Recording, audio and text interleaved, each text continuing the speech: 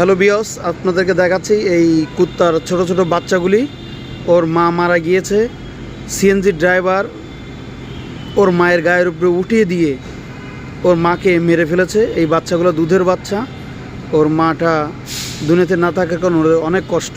এদিকে আসো, এদিকে আসো, এদিকে আসো। তো এটা একটি কোম্পানির ভিতরে ওদেরকে খাওয়ানো হয়।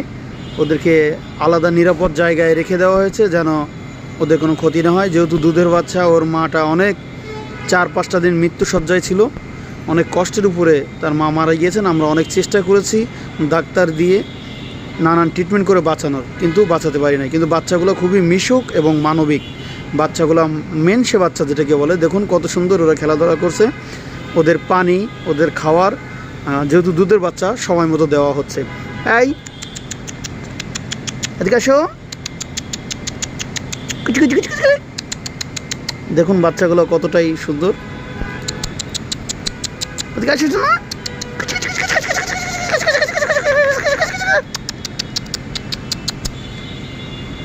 আসলে এই ধরনের অসহায় বাচ্চাগুলো রাস্তাঘাটে পড়ে থাকলে মানুষের দয়ায় এবং মানুষের একটু সহানুভূতিতে এরা কিন্তু বেঁচে যাবে।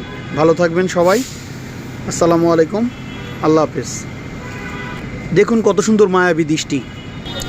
হাইওয়েতে যারা গাড়ি চালান, রাস্তাঘাটে যারা গাড়ি চালান, অবশ্যই এ ধরনের কুত্তার বাচ্চাগুলো দেখলে বাঁচিয়ে দেওয়ার চেষ্টা করবেন। কোনো কুত্তার গায়ে আঘাত করবেন না, কারণ ওই কুত্তাটারও পরিবার, ফ্যামিলি থাকতে পারে।